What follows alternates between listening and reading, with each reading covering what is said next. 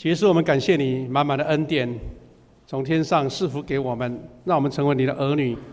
我们要一起从神领受你的话语、你的祝福，特别是在我们生命当中，我们生活每日所需要的就是我们的财物、我们的生活上的所需。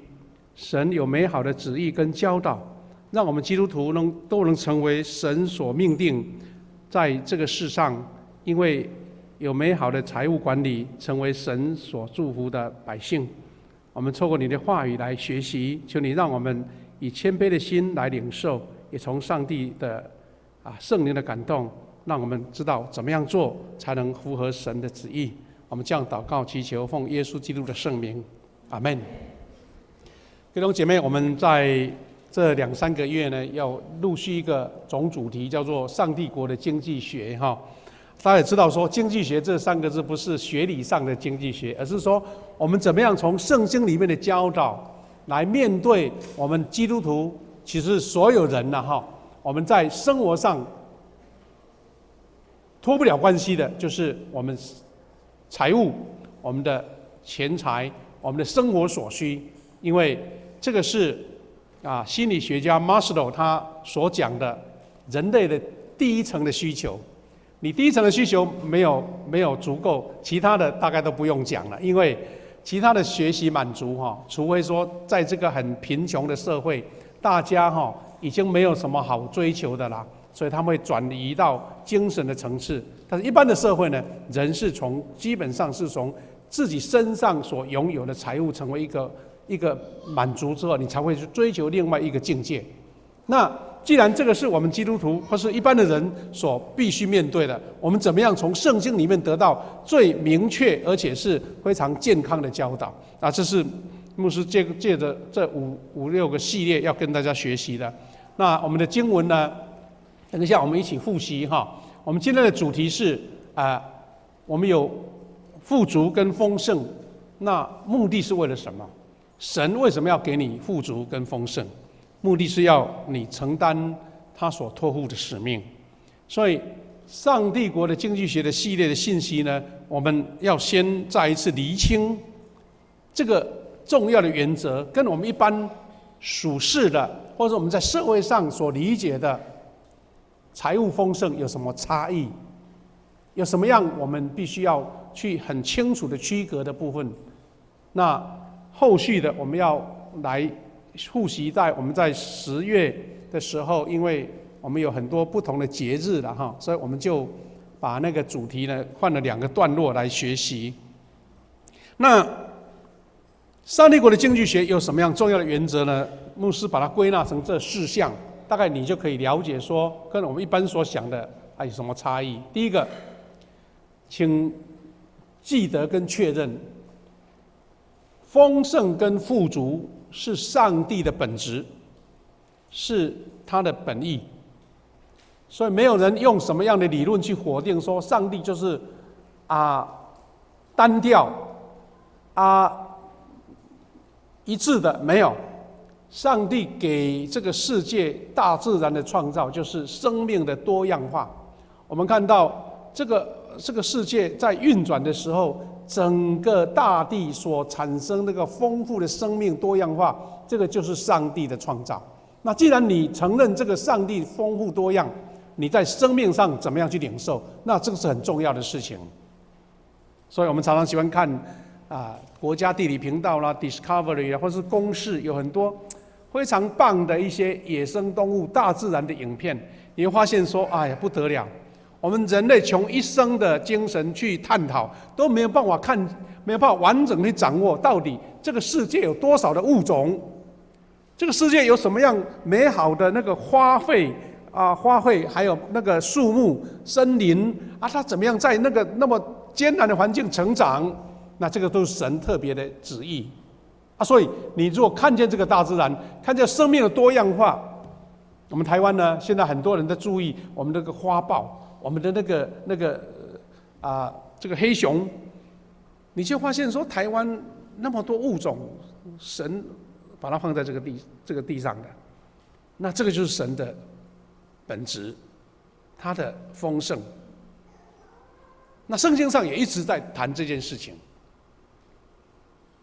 而且它不只是在大自然显示给人类看说上帝是丰盛多样，而且是非常非常的旺盛的，他还差遣了他的每一个世代的仆人，从亚伯拉罕被召开始，从大卫领受这个使命开始，从所罗门领受这个强盛的国度开始，其实每一样都是神说我要使你丰盛，但是丰盛带有条件的，丰盛是让你有能力来执行、来实现上帝爱这个世界、爱世人的一个使命。第二样，我们讲圣经里面的丰盛，绝对不是掠夺，不是私藏，好像我丰盛，你家没得吃，跟我没关，这一点绝对不合圣经的。所以丰盛不是我们所看见的掠夺、私藏，或是我借着我的财富在夸耀自己。有时候我们看到，在中国也好，我们台湾也好，我们看到那个富二代有没有开着那个跑车瀑布狗随便乱跑，就在展示说我多有钱。那有时候就发生车祸，有时候被人家稍微一个穷的学生去刮到他的什么保险杆，那要花好几万赔。你觉得这样是上帝所爱的丰盛吗？那其实这只是一种夸耀自己而已。所以基督徒所看见的丰盛很重要，就是不贪取，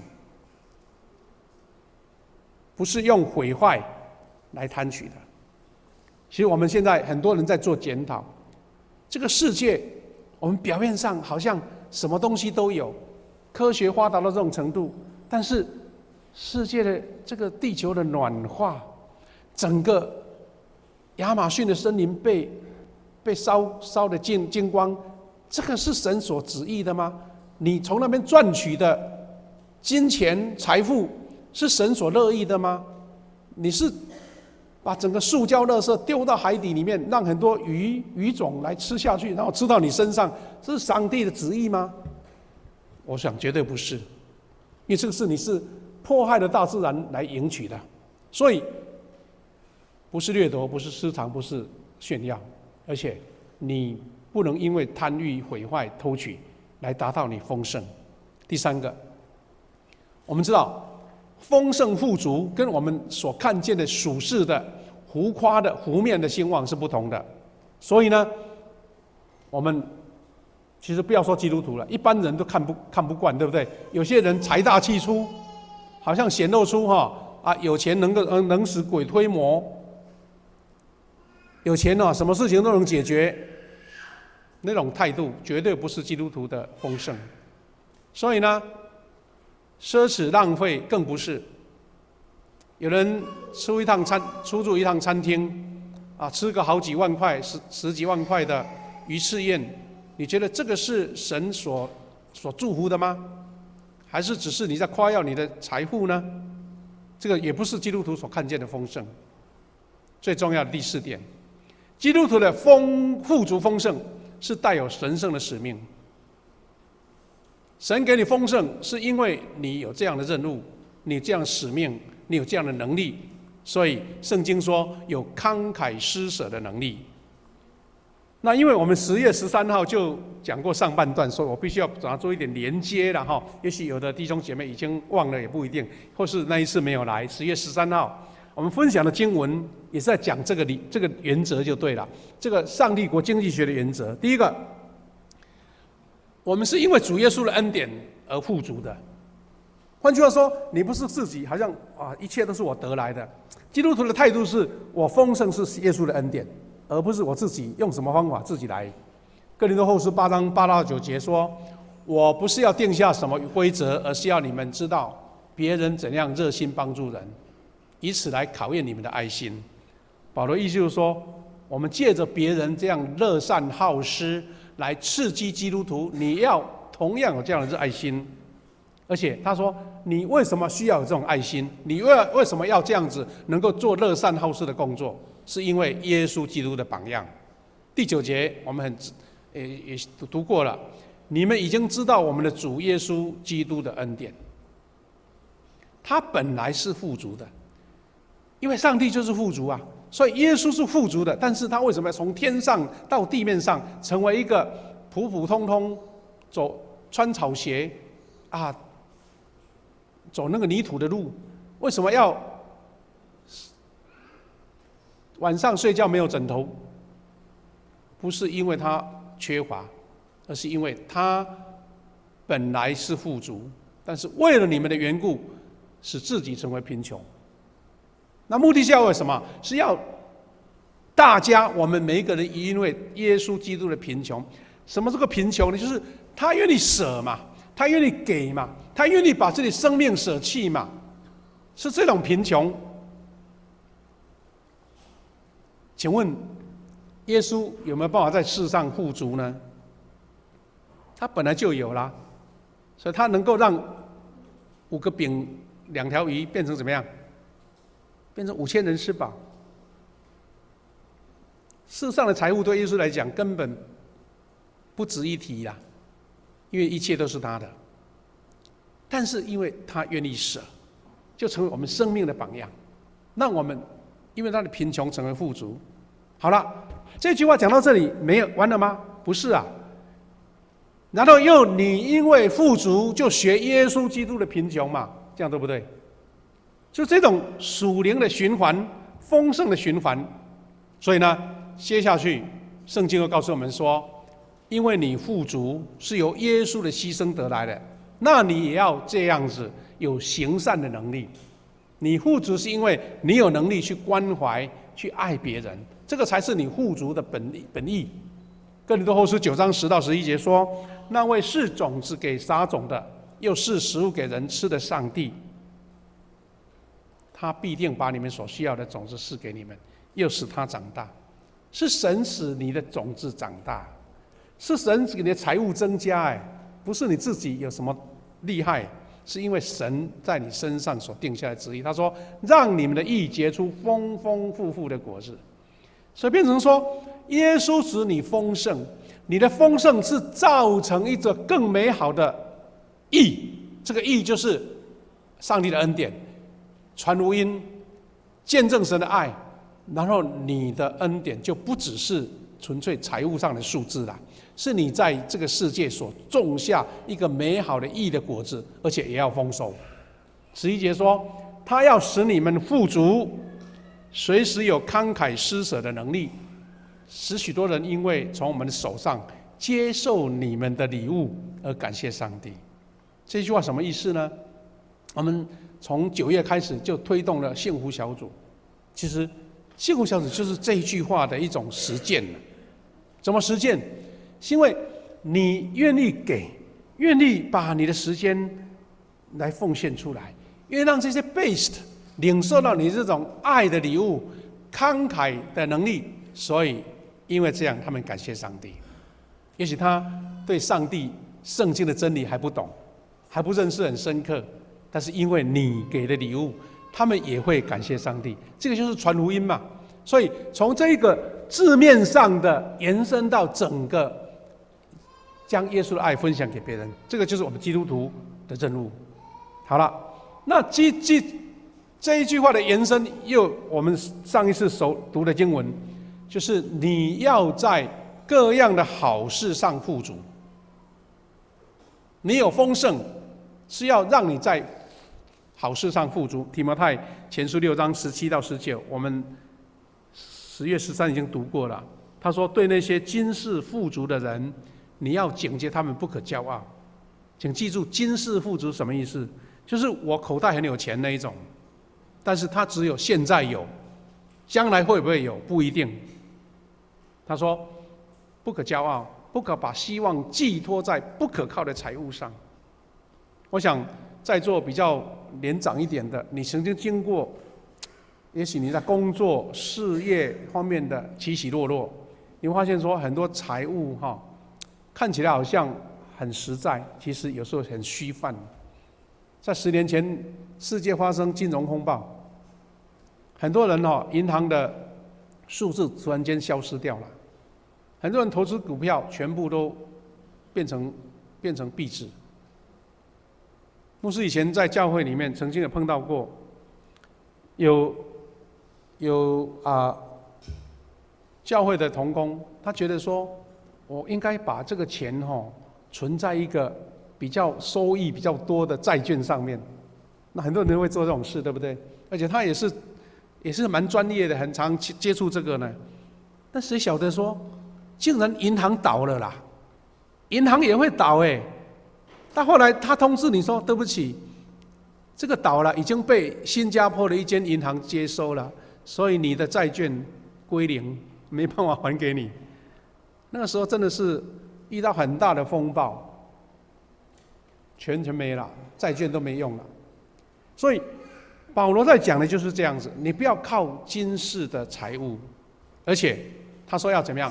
倚靠那把万物丰丰富富的赐给我们享受的上帝。有些人银行的数字没了，但是如果是神的旨意是怎么样呢？他会在别的地方补给你。我就碰到以前牧会的教会一个退休的长老，他有一种跟神的很亲近，他常常在祷告，说神啊，我这样的财务怎么样处理才最好？他不是看报纸的财经的消息啊，他不只是看这个，他就说神啊，你要我怎么做？上帝就告诉他说，你把所有的股票都兑现，把这些钱全部换成现金。他说这现在股票不错，为什么叫我换？他是真的换了。那过没多久，台湾的股票急速崩坏下跌，剩下3-4千点。然后上帝又告诉他说，你现在把这些钱拿到日本去投资。你知道日本之前是被称为日本第一的强国就是说他们的经济好到不得了，但是没想到30年前日本又发生经济泡沫化，然后就他开始需要资金嘛，说愿意请国外的人来投资。以前他有钱的时候根本不让你来啊，然后这位长老就把那些钱拿到日本东京去买房地产，他就在做见证说，我没那么厉害，我没读什么书啊，我才国小毕业。但神就告诉我，不是依靠这个世上的财物，而是愿意遵从神的旨意。然后神万物就是不止钱嘛，对不对？万物是包括所有的一切啊。然后这位长老的他一生当中呢，奉献了3间教会，盖礼拜堂，完全无偿的盖给他们。他愿意给，神就给他，那是这个多好的见证。那问题是说，你有没有这样的信心，这样的能力？所以18节，保罗说：“我要吩咐他们行善，多做好事，慷慨施舍，随时记住。”第19，这样他们就在为自己积存财宝，为将来建立坚固的根基，把握生命，那是真正的生命。换句话说，保罗把我们浮面上的俗世的一个金钱不可靠的金钱，化成为你在好事上做见证，好事上多施舍关怀，然后你就会在你的生命建立一个根基。这个生命不是属世的生命，而是真正天国的生命。刚刚我们读的第一段经文呢，有讲到纳税给凯撒，对不对？这个经文是我们在读耶稣的故事很有印象的经文啦。那这段经文呢，我们来看看它到底在跟我们讲什么。从字面上，我们知道是有一群犹太的领袖对耶稣根本看得很不顺眼，他想要害他，所以就叫了一群法利赛人和希律党怎么样，想了一些诡计要来害耶稣了，要把柄来害耶稣。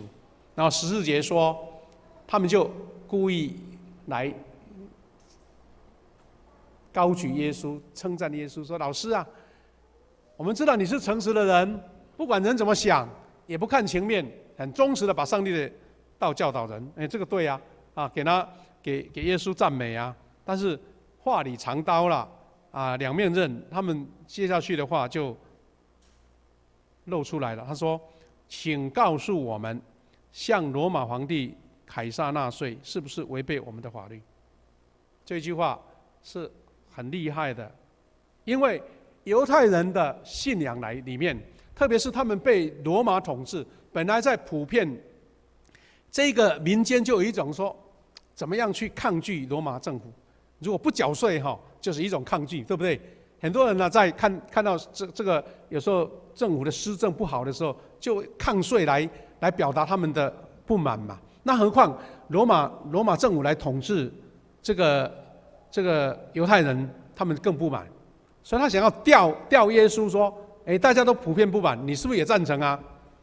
这句话他如果耶稣说对，不用纳税，那马上被抓到警察局了就被把那个罗马政府抓去了。他问这句话的时候，耶稣怎么回答？耶稣说：“耶稣看穿他们的诡计，说你们为什么要陷害我？”他就先讲出来了，拿一个银币给我看。他们拿那个银币来，耶稣问上面的像和名号是谁的？他们说是凯撒的。不知道大家有没有在网络上看到罗马那个时候就是发展出一种银币而且银币还把凯撒的像放在上面呢。拿那个银币如果是真的话，那是价值连城啦。我现在在考古的里面都会看得到。好了，这个凯撒的东西，耶稣说把凯撒的东西归给凯撒，把上帝的东西给上帝。他们听了这句话无言以对，因为耶稣讲的话两面都对，因为他知道他们要试探他。耶稣知道他讲这句话更深的属灵意义是什么呢？纳税给凯撒的教导，我们如果按照字面上是这些了犹太人要陷害耶稣，而且罗马皇帝凯撒缴税，是不是有违背犹太人的律法？表面上这些都可以理直气壮的讲出来，但是耶稣用银币给他们看，然后讲出他心中的话。耶稣说：“凯撒的东西归凯撒，把上帝的东西归上帝。”看起来好像一个很圆融的答案，但是耶稣讲得更深刻。纳税延伸的意思是什么？耶稣指出了属灵跟属世的境界跟差异，在这个地方显明了出来。你既然是属于属世的一个体制之下，你是在哪一个国家，你当然要缴税啊，因为这是神所接受在这个地上有一个属世的统治者啊。你知道我们台湾很多有钱人，他把国籍迁到哪里，知道吗？他不想在台湾缴税，因为台湾税也蛮重的，特别是那个营业方面的税，所以他们就跑到新加坡，因为新加坡鼓励人把钱带进去，他不收你很高的税，所以很多有钱人都把自己的户籍迁到那边去了，而且他们还接受你那我们也都知道，在这个世界，这个税务是专门的科学，对不对？很多弟兄姐妹也许读过财税方面的课程，那是很深的课，要扣多少税那个是真的是要科学头脑、有数学头脑才算得出来。差了一点，哇，整个社会就变动了。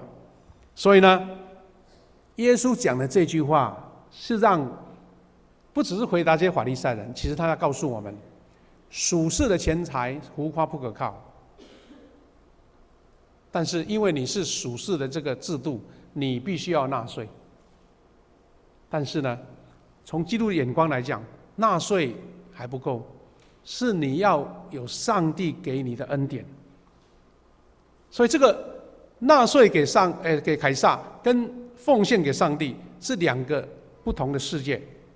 你知道属世的钱财浮夸不可靠是什么原因呢？一旦政府给你抽很高的税，你就会受不了了，才会有抗争嘛。我们知道说这2年来法国的一个年轻的总统他们的制度就是要抽税，要提高什么税呢？燃料税，提高这些机动车辆的一种税务。哇，不得了啊！很多平民百姓就礼拜六、礼拜天就到巴黎去抗议，啊，他们好像是穿黄色的，叫黄衫军。抗议什么呢？抗议你为什么抽这个税？我们这个平民百姓被你一抽我开计程车，我开卡车，我的钱就收入就是降低了。你要走，那我怎么生活呢？他们一直抗争。换句话说，属世的你税一高，你身上的钱就减少。但记得，耶稣还讲了一点：上帝的归上帝，是因为一旦我们把钱奉献出来，把钱做来做慈善、做社会公益的事情，它不是扣税，它是上帝借给上帝，是甘心乐意的，是凭上帝赐下，因为你有受托的能力。所以这个差别同样是把钱拿出来，但是属世的这个国家有需要，但是属灵的你不是损失，而是被让上帝使用，而且是加倍奉还的。好，那保罗也在哥林多教会做一个教导啊，他说这种心态，耶稣说把上帝的归上帝的心态是这样子，所以每一个人都应该按照自己的心愿捐助，不犹豫不勉强，因为上帝喜爱乐意奉献的人。那差异在这里，你缴税可以不缴吗？牧师常常因为只有缴所得税，而不大对税务有了解，也不会请教一些专家啊，所以每一次要去报税很头痛啊，就填完了交上去了，啊，过1-2个月又寄一封信来，他说对不起，你缴税不够，要再补税，啊，心情会觉得很不好，说啊这些钱又要被政府扣去了，你交给政府的就是少了，交给他就是少了，但请记得，其实呢。政府的制度某一种情况也是一种社会福利的，你等于把钱交给政府来做社会福利，也是做捐助的工作，但是只是其中的一部分。比如说，有的国家社会福利很好，有的人有失业会补助啊，有老人他会有一个补助啊，有一个穷人他会给他做一个津贴啊。那其实他强制你缴钱去，但是基督徒不是，基督徒做善事不是被强制的。而是他说甘心乐意的，不犹豫不勉强的，这个才是基督徒在上帝国的经济学的一个原则。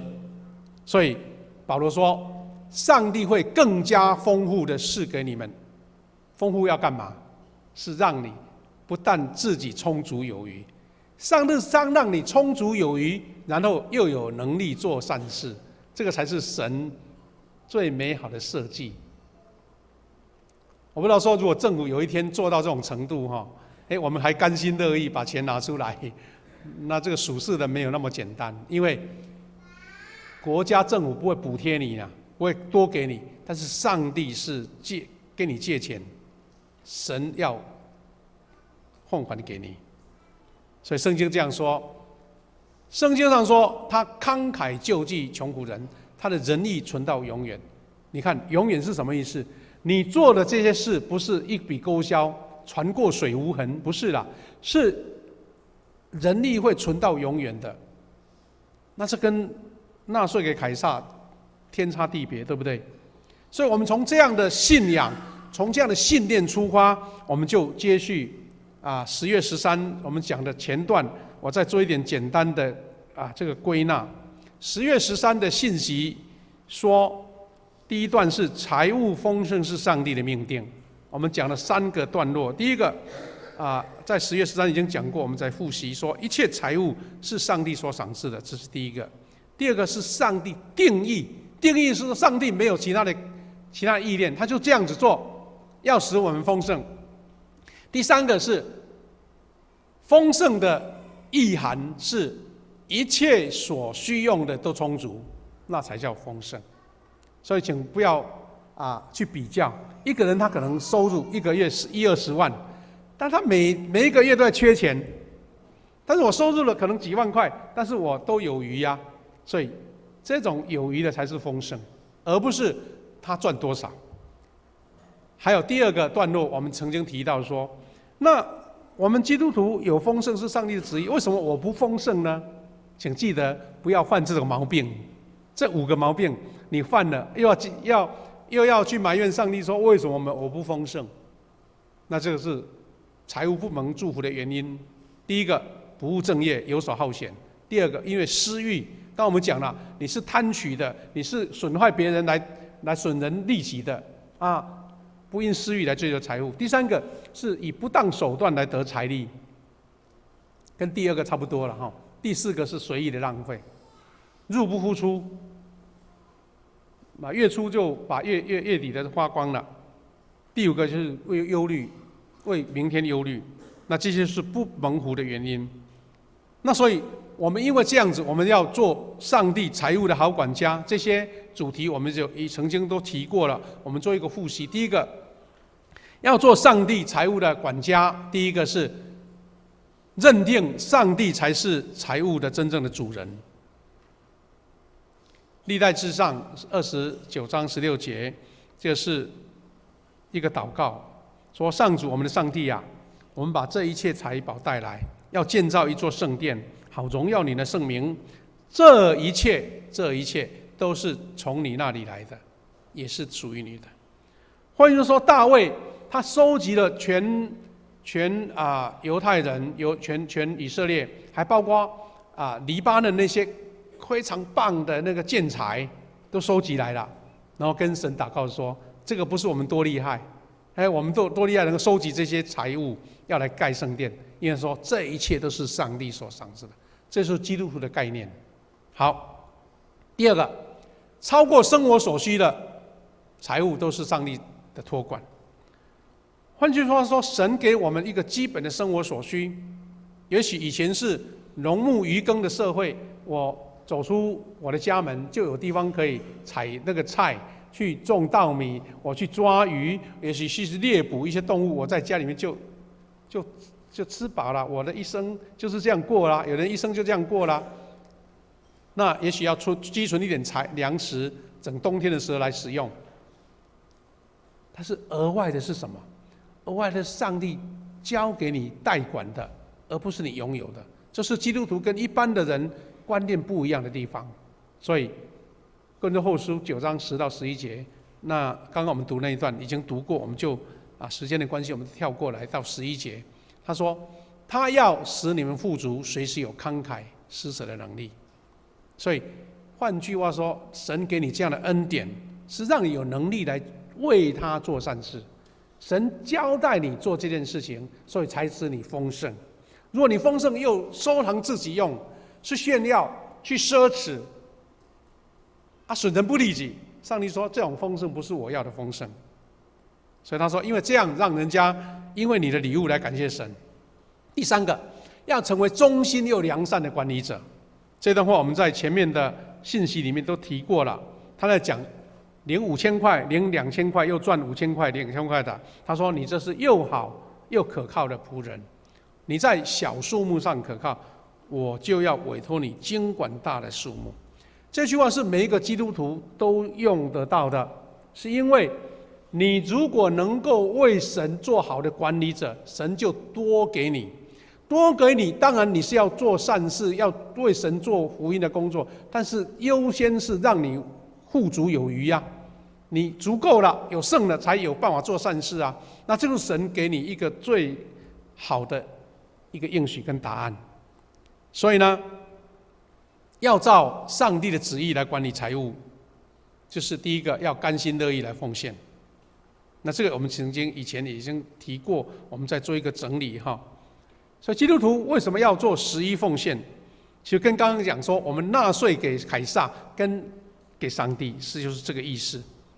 神要用这样的方式来祝福你，在你生命当中领受充足有余。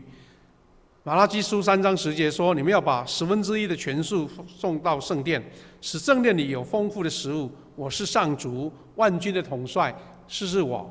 你们就会看见我打开天上的窗户，把各样好东西丰丰富富的倾倒给你们。”记得我在讲这个第二个主题的时候说，11这个数字是一个神圣而且充满应许的，是神要让你借着这个数字成为丰盛。我们就提到说，一个人呢有1万块来奉献1000块，那你还剩9000。你是愿意这样子的人生呢，还是因为神给你丰盛，你变成有100万来奉献10万块？看起来10万块很多，但是如果比较上，你是要9000呢，还是要90万？这是神的数字啦，神的经济学里面的数字，只是我们要靠这个信心来达成。第二个，既然保罗讲了好多次，你要施舍，你要做善事，在好事上有余，那我们就是为上帝的国度福音来奉献呐。箴言3章9节说，你要用田地的最好产品献给上主，表示对他的尊崇。我们很多台湾的教会，在乡下的教会哦，他们会在感恩节的时候呢，他们可能身上没什么多余的钱财，但是他们会把他们家里面所种到的那个水果，或是他们的农作物，把那个最好最棒的拿到教会来。那在那一天感恩节的时候，大家不是拿钱来奉献，他是把那些食物都摆到整个讲台，然后呢，做感恩之后呢，礼拜结束，用这些美好的这个果实跟那个农产品来拍卖，就变成教会的奉献了。那很有趣，因为圣经里面就这样讲，要把最好的产品献给上主，田地种出来的。牧师曾经好多次有吃到教会弟兄姐妹，特别以前在乡下的时候，有人就拿了，比如说那个龙眼啦、芒果啦，拿来给牧师。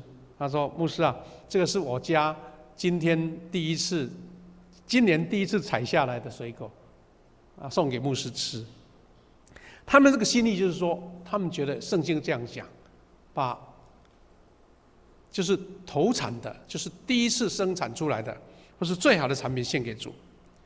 所以为国度福音也包括乐善好施啊，所以慈善工作也是基督徒所要做的。刚刚有讲过了哈，也是复习的经文，提摩太前书6章18节说，要吩咐他们行善，多做好事，慷慨施舍，随时记住。所以在使徒行传20章35节讲的这段话，大家很会背这一句啊。这段经文这样讲说，我在各种事上给你们留下榜样，告诉你们应该怎样勤劳工作来帮助软弱的人。这句话看起来好像平铺直叙，对不对？但请注意一下哦，他说我做榜样。第二个，要勤劳工作。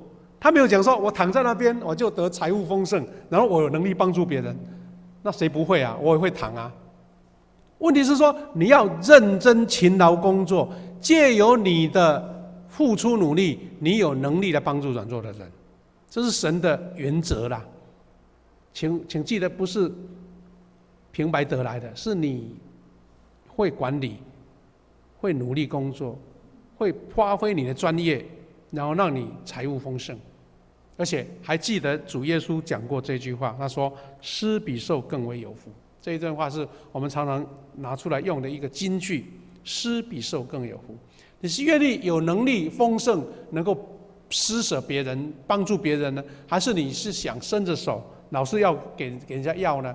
我想大家很了解这个答案。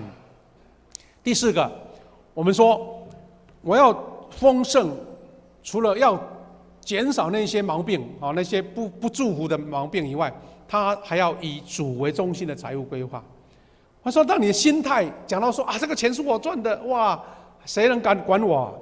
你改成一个心态说，主啊，你让我赚了这个薪水，你让我得到这个财务这个福利，请让我能够用主的心为心来规划这个财务。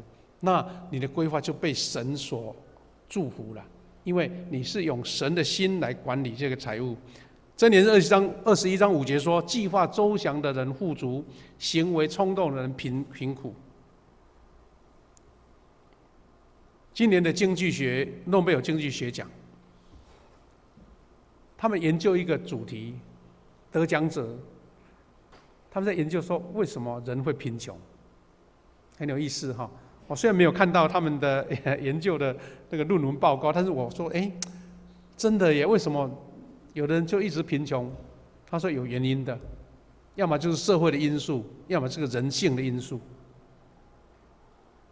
那这样子，我们如果要在神的面前得到丰盛，请记得计划周详，怎么样管理你的财务，这个是神给你的一个责任。第五个，相信上帝要为我们的人生负责。一旦神要为你的人生打包票，那你还担忧什么？你知道有这样的信仰，你就知道说，因为我是负责帮神管理钱财嘛，财务是神这样记在我身上的，而且呢，我是受托管理的，然后我在财务上忠心，神就要我的人生负责，就像那个领5000块跟2000块的仆人一样。希伯来书13章5节说：“不要贪慕钱财，因为上帝说过，满足于自己所有的，我永不离开你，也永不丢弃你。”神为你负责，是因为你不贪慕，而且是你愿意知足，满足你所得到的。所以，上帝国的经济学不是一种胡思乱想、凭空得来的，而是你愿意遵循神的法则，愿意照神的旨意去走，然后你后面就是得到上帝的应许。最后，我们要一起学习说，我们怎样从这几次的上帝国的经济学的一些原理得到这样的祝福。我们希望每一个富强人，我们的财务是蒙福的，是因为你要见证上帝的恩典。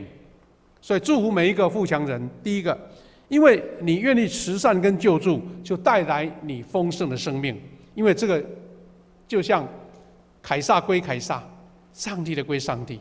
因为你所做这些善事，你所做的捐助是借钱给耶和华，不会被倒账的，是永远存在的。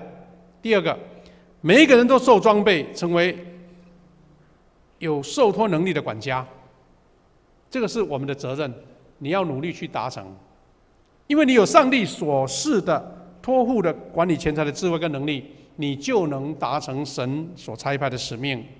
第三个，祝福每一位弟兄姐妹，你都领受11奉献那个奥妙跟真理。我知道叫你这样做，你会觉得很困难，但是你就真的应许了，你就不困难了。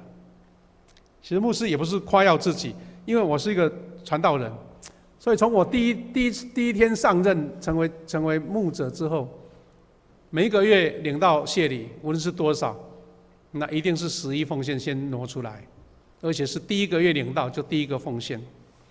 我觉得虽然不像一般在做生意的人或是做事业的人赚很多钱，但是我觉得我跟谢牧师30多年来从来都不缺。我觉得这个是因为我们有做11奉献，神不会把那1/10拿去让我缺乏。那这是一个信仰，这个信心，不是口头上的理论，而是你自己要去实践，你需要去见证神的应许。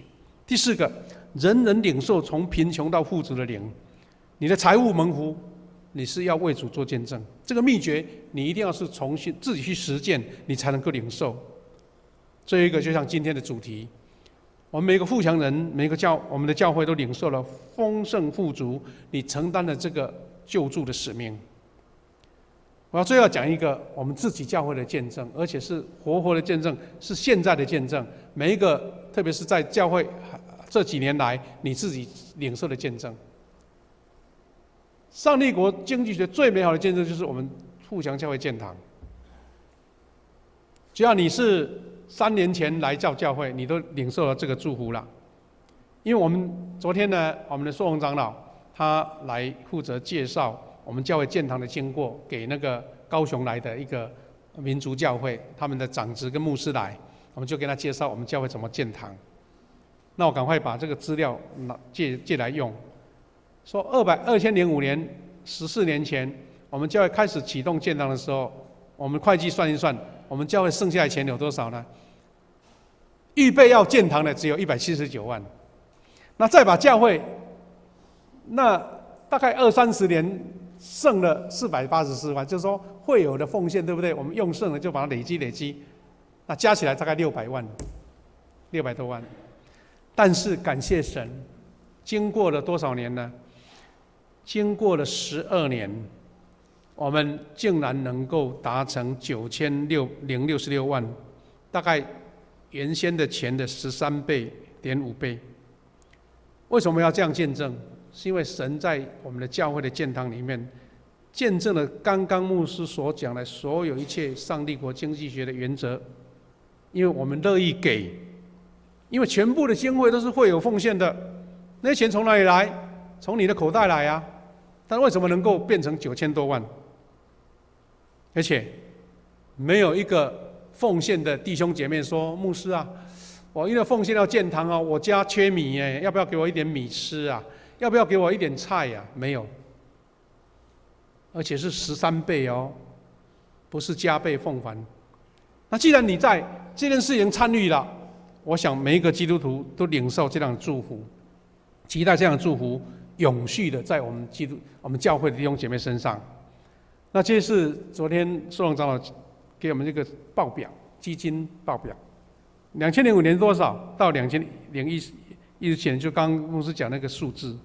那建筑经费也是这样子，从最初的100多万变成9000多万。那些就是神在我们身上显现的神迹啊，而且是正在进行式。所以基督徒，你如果看见教会被盖起来，变成一间富丽堂皇的教堂，9000多人的教堂，你说神会把这样的祝福抽走吗？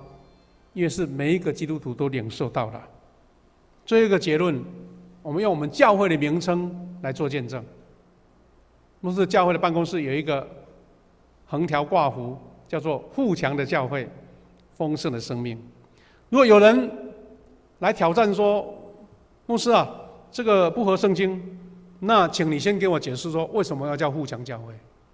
为什么要叫富强教会？富强是什么意思？因为我们的富强不是一般属世的富强。那这一张图就是牧师拍下来的这个挂幅了哈。富强的教会，丰盛的生命是出名的书法家帮我们写的。这2天呢，牧师看到一个新闻很有趣，一个连结了。我们知道台湾现在很出名的导演魏德圣，他在前天呢跟我们的台南市政府签了一个约 ，BOT 的约，他准备要在那个台糖后壁乡那边一个乌树林的台糖农场，他准备要用人工的方式重建一个热兰遮城赤坎楼这个当时的一个场景，而且是1:1的比例哦，听说要花好几百亿，要去募资。那后来这个场景是要拍3部曲的电影，拍完了有点像类似环球影城一样，就把这些电影的设施就变成一般的游乐，让你常常去看，而且还那个电影一直在里面播放哈。那当然这个是大家蛮期待，因为在我们台南嘛，对不对哈？但是我看到一个很有趣的一个信息是，魏德圣导演他是基督徒，他是永康教会的青年，神给他很奇妙的智慧。我看他在画那个分镜图，看他在写剧本，我说不得了，这种人怎么有办法做这种事啊？他的总主题叫做丰盛之地，丰盛之地，意思就是说，神祝福台湾在400年前，借由荷兰人把信仰传到这边来。荷兰人本来是用台湾成为一个世界贸易的一个据点呢，然后把福音带来。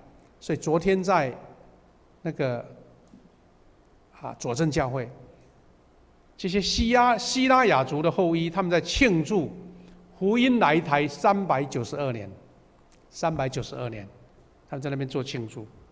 所以魏德圣他领受神的一个启示，神借着这个400年的历史祝福台湾，所以他会从荷兰人的角度，从汉人移民来台湾的角度，再从原住民当时是希拉雅族的角度来看待那个故事的演变。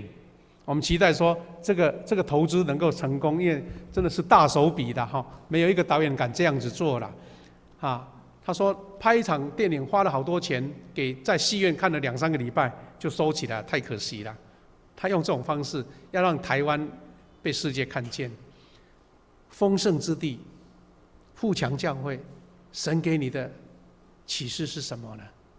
愿我们一起来追求神给我们这种神圣的使命，